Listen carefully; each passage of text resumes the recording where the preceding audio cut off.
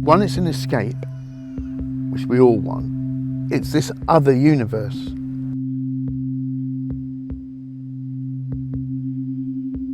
If you try to describe it to somebody, it doesn't sound that amazing until you tell them how emotionally you feel about it.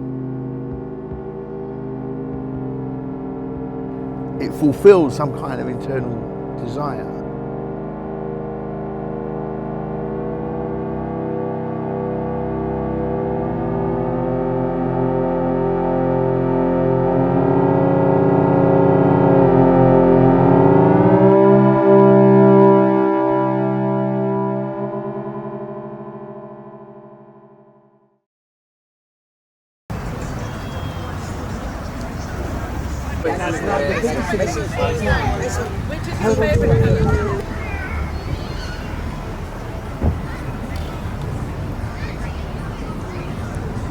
Mary. Well, Peter Jones and Lynn Dickens. Peter Jones and his wife Lynn Dickens. And, they started doing it years ago. Yeah. After I was born, he was just doing colorscape. Pete, who sadly passed away a couple of years ago, he was a friend, but he's a visionary as well. We often joke about him as being the god of colour. It was an installation with like some lycra sails, and like he was taking down one of the red sails one day, and then it just kind of like fell around him, and he was suddenly like, oh yeah, I'm like surrounded in colour, this is great. They imagined people walking into a painting, so it's immersive. It looks like a giant bouncy castle. In the simplest terms, it's like if you imagine you're inside a red balloon, that's what it feels like in the red chamber. And then the blue, similarly with the blue chamber, the green chamber. And so you're kind of wandering around this honeycomb maze. You're kind of bringing art to people who might not necessarily go to an art gallery or have access to art. You don't need to know anything about art, you can be a baby and just love it. The sensory part of it has a profound effect on a lot of people. We had a guy, Josh, many years ago, and he was quite severely autistic and non-verbal, and he would only communicate with his mum inside colorscape. So that meant for a whole year or a whole season that they would just follow us around. As the world gets more and more complex, just in terms of like the stimulus and noise and all these things, I guess it's like a solidifying and simplifying of stimulus. So you're just getting not even sight, but you're just getting one pure colour.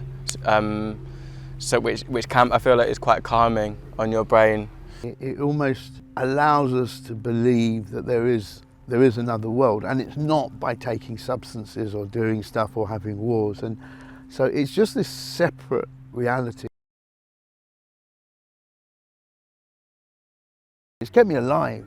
I genuinely think that, you know, because my story would say that if I didn't have something to catch me, I might be dead. I'm 20 years in recovery from drugs and alcohol. And when I started Colorscape, I was very much into drugs. I was addicted to drugs and stuff. And then at some point during my history in Colorscape, I got into recovery.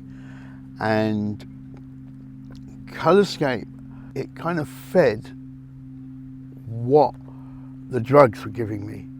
You know, that super saturation, it kind of intensity of feeling, of emotion and colour. It's attracted a certain group of people who work on it and have worked on it and kind of have been a family like the last 30 years. We know everyone really well. Everyone always comes in with a hug and a kiss. And we live cheek by jowl camping. You know, it's a growing family, and it's you know, as one retires, another one comes in. As much as anything, it's a support structure. Certainly for me, it's been a support structure. It is that family that you never have. And it's fun, isn't it? It is fun. It's we fun. present something to the world, well, Britain at least, that they mostly haven't seen before, and I'm proud of that. It feels like a strong memory of my dad that feels very much like a pure bit of him is like in Colorscape. It meets your kind of needs rather than your desires. So whatever you might want is irrelevant. What you get once you're inside is what you get, and that's something from within you. It's a little bit of a scary thought to think that I may have, you know, just become slave to this big inflatable bouncy castle and following it around for half my life to keep me off the drugs. But it's whatever works, really. And if it is true, it doesn't bother me. It's okay. It's actually, it's one of those kind of unusual, wonderful, amazing, brilliant things in life that you weren't waiting for.